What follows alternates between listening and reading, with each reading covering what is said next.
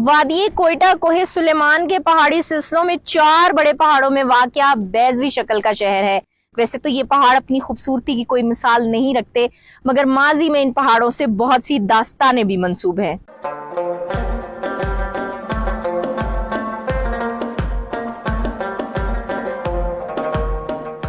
इन पहाड़ों में कोहे चिल्तन, कोहे तकत्तू, कोहे ज़रगून और कोहे मुर्दार शामिल हैं।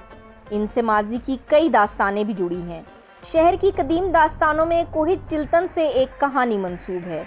कोहे चिल्तन, इस वक्त मैं कोहे चिल्तन के दामन में मौजूद हूँ। ये कोयटा के पहाड़ों में सबसे बुलंद पहाड़ है जो 3196 मीटर की बुलंदी रखता है। और अगर इसकी इंफरादियत की हम बात कर लें तो गवर्नमेंट ऑफ बलूचिस्तान का लोगो इसी पहाड़ की तस्वीर पर मुश्तमिल है। अब हम माजी की दास्तान की तरफ चलते हैं।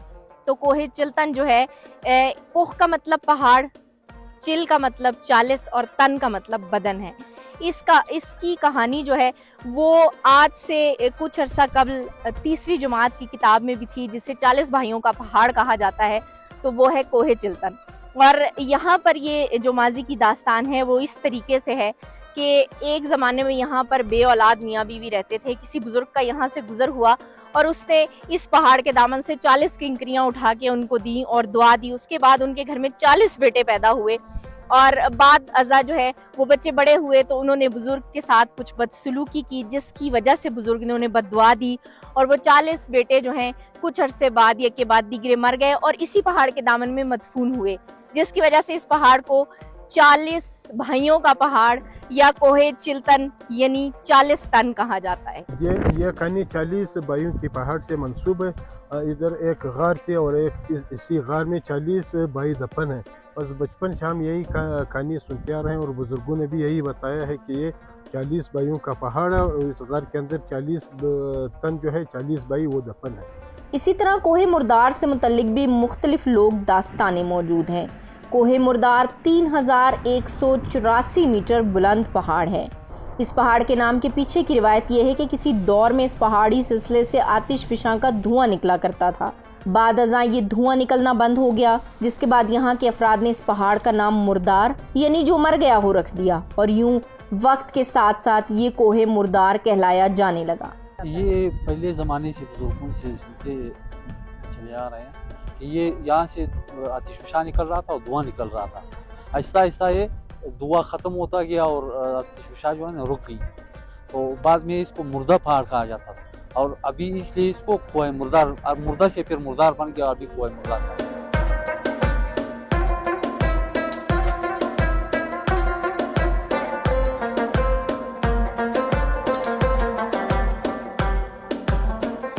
दूसरा बड़ा और खूबसूरत पहाड़ तकत्तू जो 3472 मीटर की बुलंदी रखता है।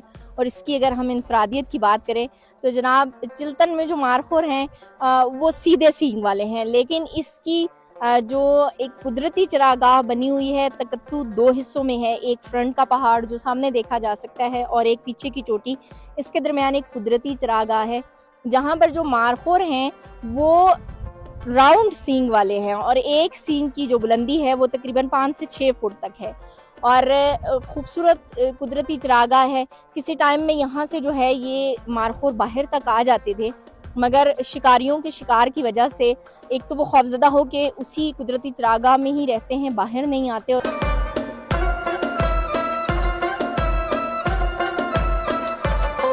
इस तकत्तू इस वजह से किया जाता है बाजी कि हमारे लोगों का परदादा ने बोला हुआ है कि भाई सुलेमान अलैहिस्सलाम का जब तख्त इधर बैठ गया फिर जो इस किताब नहीं ला सकता हिल गया। उसी टाइम से नाम भी इसी वजह से दिया हुआ है।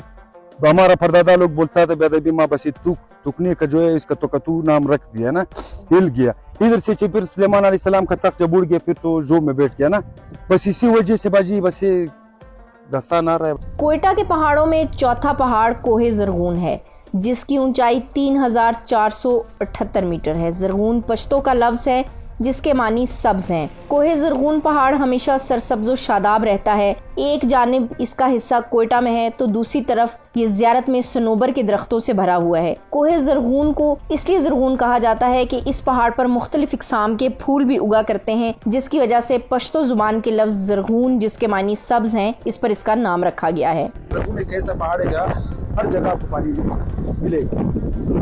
कहीं उसमें जो है ठंडा भी बहुत है और इसमें लोग रहते भी है। इसको डिस्कवर एक साइड में तो ज़्यादा है, इसमें सनोबर के दरख्तात और जंगलात भी बहुत ज़्यादा है। वादी कोयटा के इतराफ में मौजूद ये तमाम पहाड़ संगलाख हैं जिन पे बड़े बड़े दरख्तों का परवान चढ़ना मुमकिन नहीं, जबकि पहाड़ों पर कई जड़ी बूटियां उगती हैं जो माजी में अद्वियात में इस्तेमाल की जाती थीं। आज भी ये बुलंदो बाला पहाड़ अपनी मुकम्मल हैबत के साथ आसमान की ऊंचाई को छू रहे हैं। कोयटा शहर को जहां माजी में दुनिया भर में लिटिल पेरिस होने की वजह से शोहरत मिली, वहीं ये 4 पहाड़ भी इसकी वजह शोहरत हैं। कैमरामैन अमीनुल्लाह मेंगल के साथ ततिया अकरम, ARY न्यूज़, कोयटा।